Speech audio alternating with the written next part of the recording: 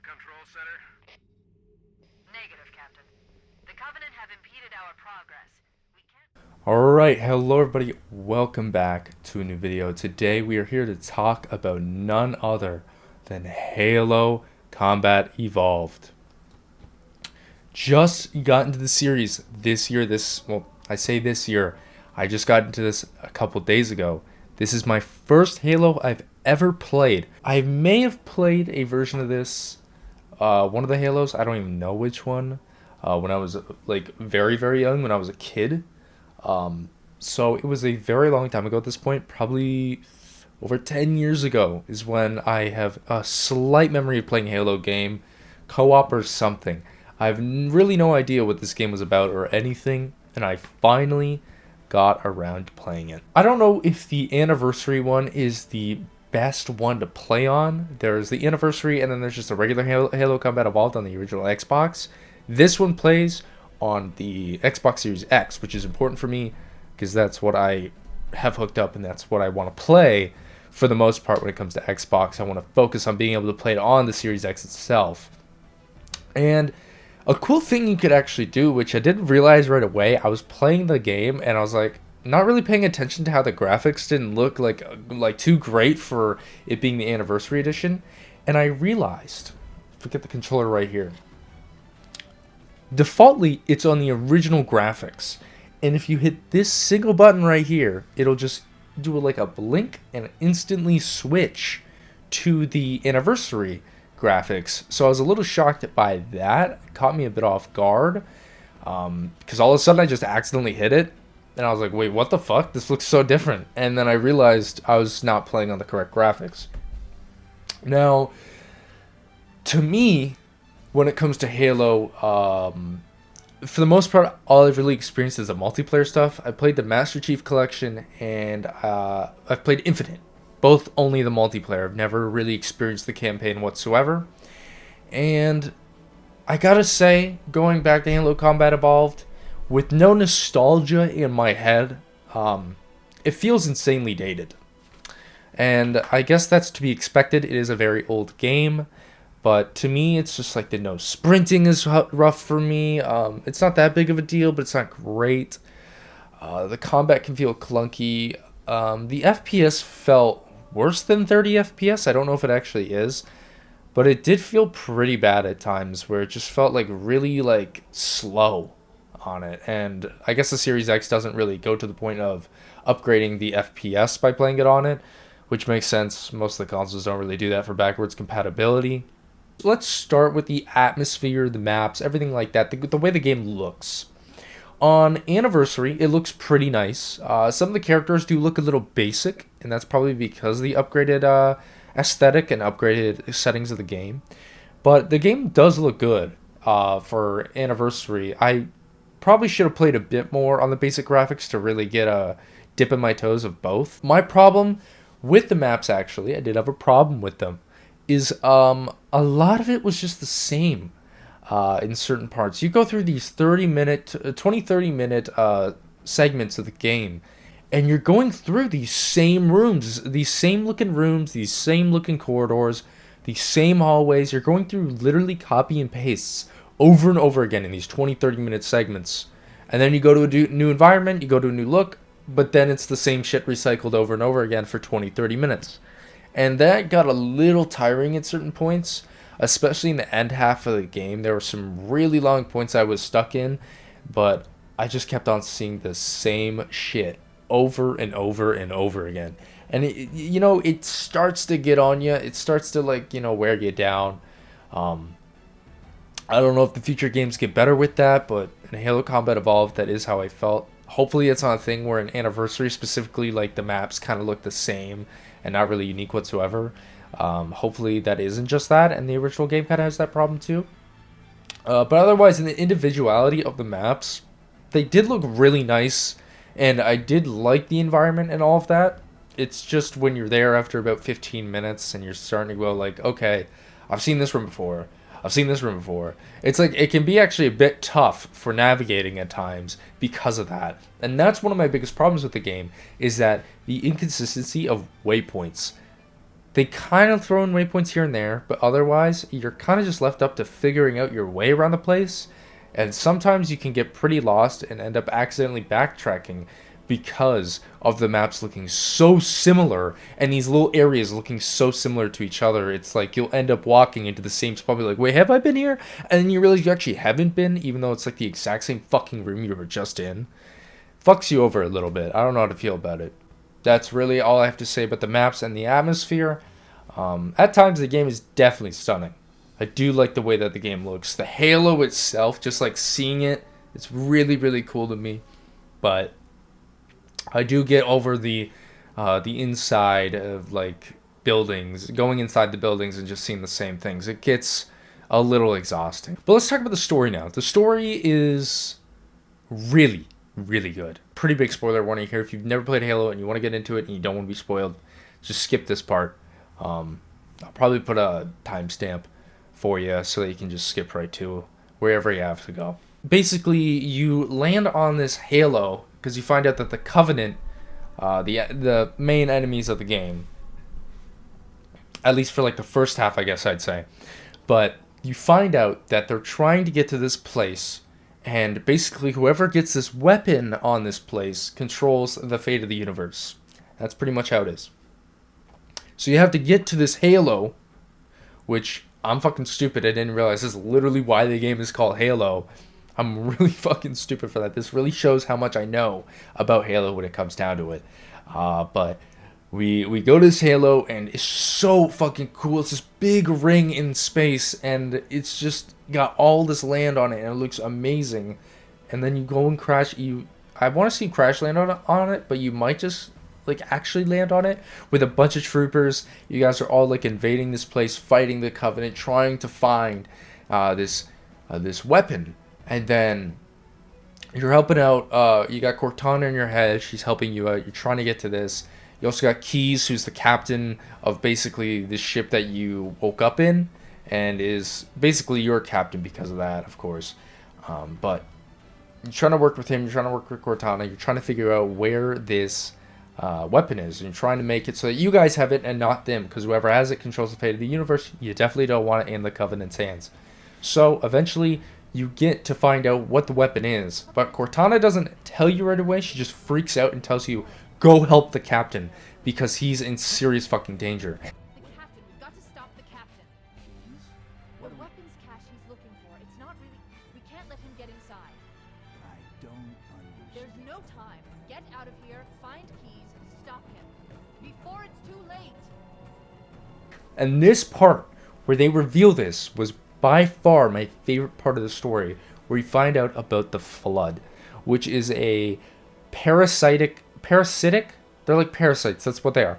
They're a parasite race, they're just called the Flood, and you go down to this like place underground, and they're slowly getting revealed to this, like everybody just getting slaughtered. I really had no clue what to expect. I thought it was gonna be something a bit more like just wild and crazy, but yeah, it's just a parasite, which I guess is pretty crazy too, but everybody's kind of just dead, and you get to watch which I really like this part, is you got to watch a helmet cam footage of them like raiding the place. Some of your fellow like soldiers, they raid the place, and you get to see it through helmet cam what exactly happened, and that was really cool to watch. But this part for me, all the way leading up to this, the game was like not hard, and it was very balanced and very like easy at times. Honestly, I don't even know if I died more than like 2 times up to this part, but after the Flood was introduced, this game spiked in difficulty. The Flood is so fucking hard, man. They come at you with everything, and they hurt you a shit ton too, and there are so many of them. At times, I'm pretty sure they just casually give them unlimited spawn rate unless you push, so it's like World at War. And that really fucking drives me nuts. And there would be parts of the game at this point, leading after the Flood, where I'd be stuck for like 15 to 20 minutes on just this little section of the game, because I keep on dying and I keep on going back. And it was fucking horrible, man. It was terrible. But the Flood was an interesting enemy type, and it needed to honestly be introduced to help enemy variety, because there was a huge lacking of it. And That did help it a little bit, but at the end of the day, the enemy variety is still a little suspect in this game. It's not great. You do get a little over the same few enemies, and like they all look the same, but they have like different colors. So like that's a way of being able to tell what difference they are. But they don't really get introduced. They kind of just show up. So you really don't know what they do until like they kill you or something, or you get into an actual good fight with them and find out what they do. But the story's about 10 hours long. It is about it's like not lengthy at all, honestly. 10 hours is not bad at all for a story-driven game. It's like right in the middle ground of being too long and too short. I think like 8 hours and under is a little too short. 15 hours and above is a little too long. But yeah, it's honestly a pretty good length. And by the end of it, you find out that there are a ton more Halos, and they basically reach across these universes to spread the flood. That is the point of the Halos. They have to spread the flood and basically destroy all sentient life in all of the galaxies and all of the universe. And you are the one who has to stop it. Honestly, after about like the second half of the game, you're not going to see another fucking fellow soldier for literally the rest of the game. When the parasites are revealed, I don't know if you see a single soldier after that. It's just Covenant and aliens, or Covenant and parasites. That's it. You don't see your own soldiers. You are on your own after that. Now, it is pretty interesting by the end of it.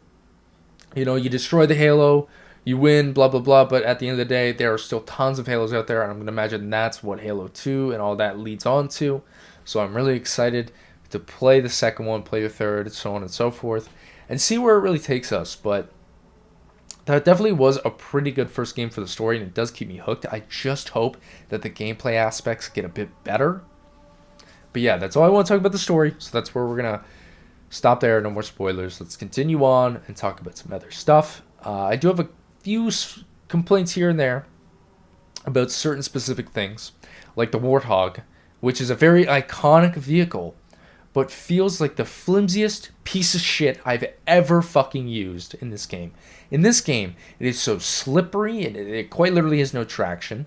It flips over insanely easily. It feels like you're in like this fucking low gravity kind of like thing, man. You'll be driving, and you'll be like against a wall or something that's completely flat. There's nothing going on about it. No rigidness or anything. And then your car just all of a sudden flips, and it just like turns to the left or falls sideways, and then like it flips after that. Everybody falls out. You have to fucking flip it over, get back in it. It's like, dude, it's so bad. And at the end of the game, this really isn't a spoiler, but there is a driving sequence at the end of the game. And I kid you not, I was stuck on that for 20 plus minutes. Just trying to fucking win. Or not trying to win, but trying to get to the end of the level. And trying to actually get past the driving sequence. Because so many times, this car would just fucking flip. It would do all this weird shit, and I'd fall off the map or something. And there's another complaint. Checkpoints. Very, very inconsistent. Sometimes they'd be amazing. Sometimes it'd be like, what the fuck are you doing? It will literally just, you'll walk past these points where a checkpoint should hit, and it doesn't. For no good reason. You'll have to die, go back a bit more, then walk to that checkpoint area, and it'll actually hit that second time. Or they just don't have checkpoints in areas that they easily should have checkpoints in. Like in that driving sequence, you have like over 1 kilometer to drive, and you can make it all the way there, die, and then they want you to drive that kilometer all over again. And there was like 3 times I made it and then died, and I had to drive again. Then I'd be on my way, fall off the map, drive again. It's like, bro, I probably drove over 10 kilometers in that fucking driving sequence. So stupid, man. I really didn't like that, but the story really is what carries it for me. The gameplay really isn't that good for me, just because of the jankiness at times. I do think the gunplay really isn't too bad. It's just some of the enemies most of the enemies, honestly, are a little just too spongy. It's a really big sponginess problem for me in this game, where I can unload an entire fucking meg into a guy, and he finally just dies after a full magazine of my gun. And then, oh man, when the difficulty spikes through the second half of the game, I'm just going all over the place at this point in my current complaints, because I just beat the game, and I have a lot of things that I'm thinking about that just made the game a little too difficult for me at times. Like, I felt like at times I really wouldn't find medkits for a lengthy period of time, and I'd have to work with like 2 health bars and just my shield, which goes out very, very quickly, and then I'm basically 1 or 2 hit. So not getting medkits nearly often enough was a big problem for a good chunk of the game. So yeah, really, I complained about this game a lot more than I thought I would, even though I 100% recommend it. Do recommend this game. It isn't as good to me as people made it out to be, but to be fair, when people played this game, it's when it just came out. This game was probably a lot better, a lot more playable back then. Now at this point, it's gotten very dated, but the one thing that of course holds up is the story, and that's what matters most. The way that this story is structured, it is timeless. It'll forever be good, and I'm really excited to play the next Halo games because of that. It is genuinely a story that is good enough to keep me interested in the entire way through, even when there was big chunks of the game that I really wasn't enjoying gameplay-wise. But the first half of this game was very fun to me gameplay-wise. It just, eventually enemies got a little too tanky. That's really what happened with the enemy variety in this game, is that enemies just got more and more tanky, while you just stayed the same strength and got pretty much weaker because of that. Overall, this game was really fun, and I'd have to give it probably about an 8 out of 10. It's crazy that I rated that high with all the things that I shit on it, but it's just, man, that story is so good, and I'm really, really excited to play the ones in the future. And hopefully, you know, just I'm imagining as time goes on with these games, you know, as I progress through each one, the gameplay is going to get a bit more and more refined, and I'm going to start seeing more and more enemies as I go on with more games. They're going to bring in more content and bring in more stuff, which is just going to keep me interested, and the story is probably just going to get even better. But yeah, hit thumbs up button, guys, if you did enjoy. Go try out the game if you haven't, man. This game is like $10, you know, if you want to go play it. Xbox 360, I think on Game Pass. I think on Game Pass you can play this through backwards compatibility.